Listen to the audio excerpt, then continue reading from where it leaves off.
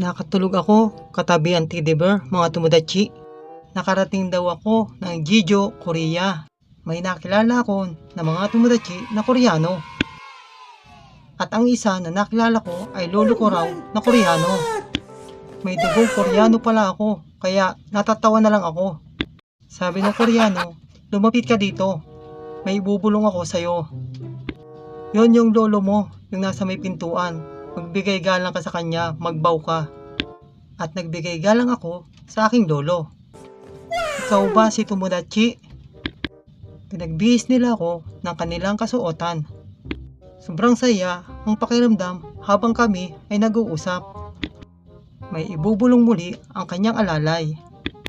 Master nga pala ang aking lolo. Nagpasalamat ako sa kanyang ibinulong. Bibigyan daw ako ng aking lolo ng perang pamasahe papuntang barko.